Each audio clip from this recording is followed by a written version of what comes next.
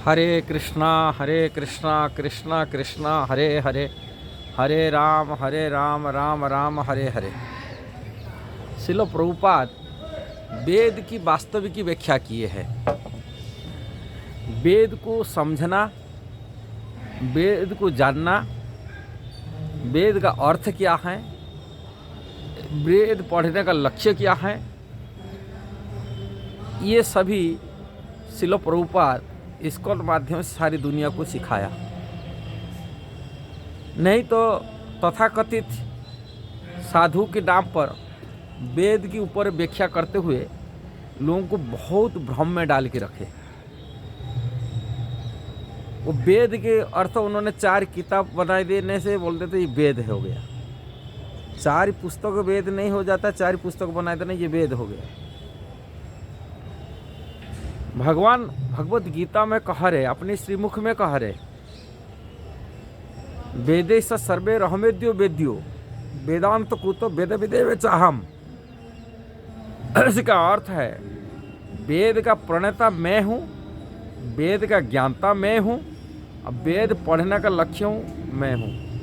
भगवान श्री कृष्ण कह रहे, भगवान श्री कृष्ण कह रहे हैं वेद की जो उत्पत्ति करता कौन है, बोलते मैं स्वयं कृष्ण कहते मैं ही उत्पन्न करता। अब वेद को पढ़ने का लक्ष्य है, वो जो उत्पन्न किया तो वेद को जानता है और दूसरा कौन जान सकता है। अब वेद पढ़ने का लक्ष्य क्या है, कृष्ण बोलते मेरे को ही जानना। और ये चीज़ जो एक सहज सरल बात है, ये बात को उन्होंने भ्रम पैदा करने के बाद वेद व्याख्या की है। वेद का वास्तविक अर्थ होता है ज्ञान। जैसे भगवत गीता में कई बार भगवान कहते वेदहम समतितानि वर्तमानि। तो अर्जुन वेद अर्थ वेदहम समझ, वेद मतलब ज्ञान, मैं ही ज्ञान हूँ, जानता हूँ। हाँ, इसलिए अर्जुन वेद शब्द, भगवान कृष्ण बहुत बार वेद शब्द को उच्चारण करते भगवत गीता में।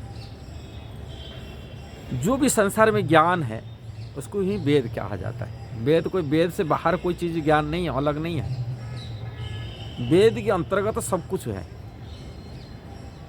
और जो 4 पुस्तकों को बना के लोगों को भ्रम में डालने वाले होते हैं, उस 4 पुस्तकों में सारी ज्ञान है, ये विचार करने के बात है। वेद को विभाजन किए, इसलिए वेद व्यास पढ़ गया। कृष्ण देवयान जो व्यासदेव कहते हैं वेद को उन्होंने विभाजन किए। विभाजन मतलब जो ज्ञान था वो ज्ञान को सेपरेट 4 भाग में विभक्त कर दिए। सामवेद, यजुर्वेद, अथर्ववेद, ऋग्वेद, ऐसे 4 वेद विभाजन किए अलग अलग। इसलिए उनका नाम वेद व्यास पड़ गया। उसी वेद व्यास की परंपरा के आचार्य थे भक्ति वेदांत स्वामी प्रभुपाद, जो इस्कॉन के संस्थापक आचार्य। परंपरा स्रोत से उनको ज्ञान प्राप्ति हुआ, इसलिए वेद की व्याख्या किए। यदि वेद पढ़ कर के यदि भगवान श्री कृष्ण भक्ति नहीं कर पा रहा है, इसके मतलब है कि कृष्ण ही लक्ष्य वाली समझ नहीं पा है। इसके लिए वेद पढ़ने का लक्ष्य वो वेद पढ़ा नहीं, पढ़ मूर्ख वाली मानना जाना चाहिए। वेद नहीं, ज्ञान नहीं मिला उनको। वास्तविक वेद का अर्थ होता है कृष्ण को समझना और कृष्ण को जानना, यही है सार है। अब वो धर्म मतलब वो वेद ही प्रणेता धर्म कहा जाता है। श्रीमद् भागवत में जमराज की जो दूत थे, भगवान विष्णु से वार्तालाप करते हुए कह रहे, वेद प्रणहितो धर्मो ही धर्म ही अधर्म ही तत्विपर्जय वेदो नारायण साक्षात स्वयंभू इति सुश्रुम। जमदूत कह रहे हैं जो वेद द्वारा संस्कृति है वही धर्म है और इसका विलम्ब अधर्म है। जो वेद के विपरीत है उसको अधर्म कहा जाता है। अब वेद साक्षात पूर्ण पुरुषोत्तम भगवान है, वो नारायण है और स्वयं उत्पन्न हुए हैं। यह हमने जमराज से सुना है। जो जमराज की जो दूत है वो बातें कर रहे हैं, श्रीमद् भागवत में पुष्टि किया गया। साक्षात नारायण है उसको, कारण भगवान द्वारा उत्पन्न किया गया, ये भगवान से ही है, जानने का लक्ष्य यही है। किंतु ये बात को तथाकथित जो वेदधर्मी बोलता है, हमें वेद को जानने वाले, वेद ध्यान देने वाले लोगों को भ्रम में डाले।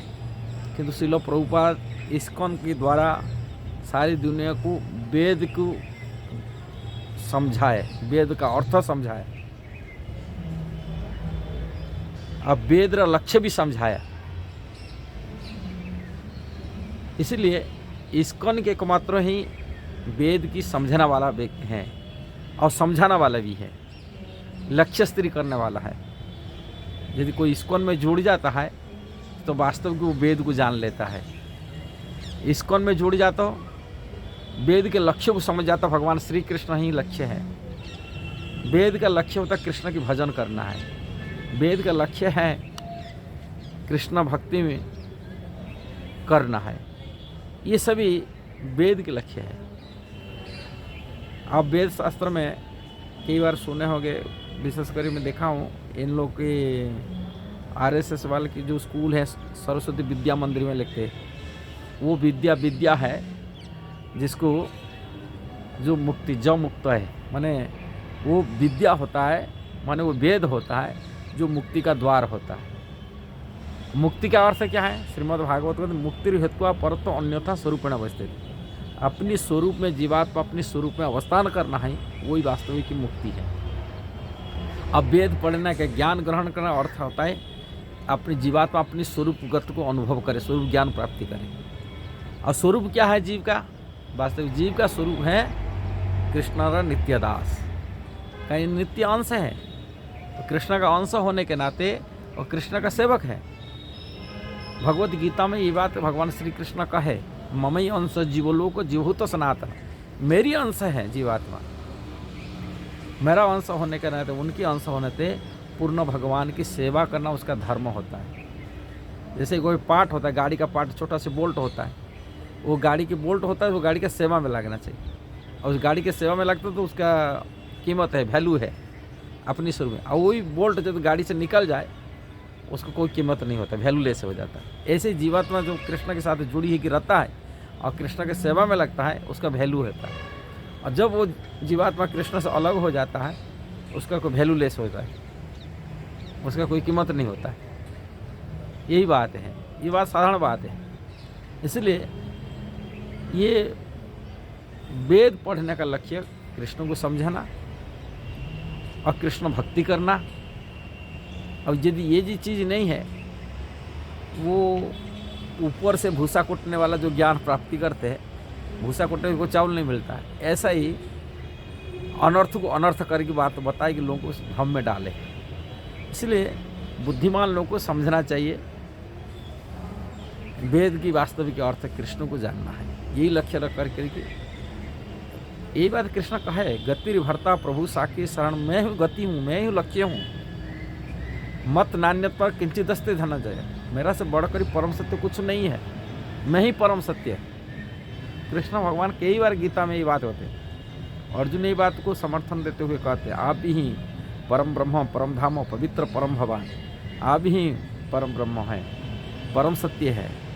अब मैं नहीं बोला, आशित तो देवल व्यास हो, बड़े बड़े जो मुनि आचार्य लोग हैं, व्यासदेव जो वैदिक शास्त्र को रचना किए, समस्त शास्त्र को प्रणयन किए, वो इसको बात पुष्टि करते हैं। नारद जी जैसा गुरु जी ब्रह्मा जी के पुत्र है, भक्ति सूत्र को देने के लिए ज्ञान है, वो नारद जी कहते हैं। हाँ, बड़े बड़े आचार्य लोग को इस सिद्धांत को पुष्टि करते हैं। क्योंकि तथाकथित कलयुग में जो कुछ मूर्ख होते हैं, अपने को पंडित मान लेते, हाँ पंडित मानने वाले, वो अपनी बुद्धि लगाते, बोलता हम वेद की पढ़ता, वेद की ये कर रहे हैं, वेद बना के रखे, किंतु कृष्ण भगवान नहीं पूजा करेंगे, नारायण भगवान पूजा करेंगे, नहीं किसी को पूजा करेंगे निराकार भगवान ने बात भी बताया, अव्यक्त व्यक्ति मापन्ना मन्यते मह बुद्ध है। इनकी विचार होता है, बोलते हैं पहले मैं निराकार था, अभी साकार रूप में आ गया। अल्प बुद्धि संपन्न होने के नाते, अल्प बुद्ध है, कम बुद्धि होने के नाते हैं। भगवान कहते हैं ये 7 अध्याय की 24 श्लोक में कृष्ण कहते हैं, अल्प बुद्धि होने के नाते वो बोलते हैं मैं पहले निराकार था, अभी साकार रूप में कृष्ण हो कि लीला करो कि राम रूप में ऐसी लीला कर रहा हूँ, क्योंकि मेरा वास्तव की ज्ञान नहीं होने के नाते ये सही भ्रम में पड़ी रहते हैं। इसीलिए कृष्णा की बारे में यदि सही जो कोई नॉलेज दिया कि भगवत गीता के बारे में सही नॉलेज दिया, वो श्रील प्रभुपाद दिया दुनिया को। उसी शिक्षा के आधार पर उन्होंने मिशनों को खोल के चलाया। गीता कहे कि भगवान कृष्ण कहा रे मनमना भव मद्भक्त मज्जाजी मांग नमस्कुरु, मेरा भवन भावना है, मेरा चेतना, मेरा विचार में रहो, मेरा कॉन्शियसनेस में रहो। मनमना भव मद्भक्त, मेरा भक्त बनो। कृष्ण बोलते मेरा ही भक्त बनो। मज्जाजी, मेरे को पूजा करो। मांग नमस्कुरु, मेरे को नमस्कार करो। मेरा तभी प्रिय बन सकते हैं हाँ, मेरा प्रिय बन सकते। अब वास्तविक कृष्ण का प्रिय बनना ही ये मनुष्य जीवन की लक्ष्य ही है। ये कृष्ण की प्रसन्नता के लिए कार्य नहीं करते, सारी कार्य बेकार होता, वृथा हो जाता है। अपनी ज्ञान, अपनी बुद्धि, अपनी विवेक, अपनी कर्म सब कुछ नष्ट हो जाता है, जैसे भूसा कुटने जैसा हो जाता है। इसलिए श्रील प्रभुपाद संसार को सही मार्ग दिखाया, सही रास्ता दिखाया, भगवत गीता की मार्ग दिखाया, वास्तविक वेद शास्त्र का लक्ष्य को बता दिया, वेद पढ़ने का लक्ष्य बताया। इसलिए श्रील प्रभुपाद जैसा ही कार्य किया दुनिया के लिए, ऐसे कोई बिरला साधु हो गए करने वाले, बिरला हो गए। श्रील प्रभुपाद अद्वितीय कलियुग के लिए। हाँ, दूसरा प्रभुपाद जैसा नहीं कोई ऐसा ही नहीं है। भगवान ने संसार को दिया, भगवान की बात को उन्होंने आज ही यथारूप प्रकाश किया, दुनिया को यथारूप ज्ञान दिए। नहीं तो साधु नाम पर लोग भ्रम में डाले, भ्रमित शिक्षा दिए, गलत रास्ता में प्रेरणा दे दिए, गलत रास्ता दे दिए। कलियुग का जुग धर्म हरिनाम दिया, जो कलियुग का जुग धर्म हरिनाम है। इससे व्यतिरिक्त को दूसरा उपाय नहीं, कहीं हवन फवन कुछ नहीं चलता इस कलियुग में। ये वेद पढ़ने वाला हवन करते रहेंगे। कलियुग में कौन सा शुद्ध घी मिलता है हवन करने के लिए? कौन सा मंत्र आता है मंत्र उच्चारण कर सही करने वाले? कौन सा सामग्री मिल जाता हवन करने के लिए? सब एक नाटक, माने फालतू कार्य करते हैं, फालतू कार्य सिखाते। इसलिए कोई इस्कॉन में जुड़ जाता तो इसका मनुष्य जीवन सार्थक बन जाता है। चलो प्रभुपाद जी ग्रंथ पढ़ लेता तो जीवन सार्थक बन जाता है, नहीं तो मनुष्य आधा अधूरा में रह जाता है। यदि वीडियो सही लगा जरूर उसको शेयर करना, सब्सक्राइब करना, लाइक कमेंट करना। हरे कृष्णा।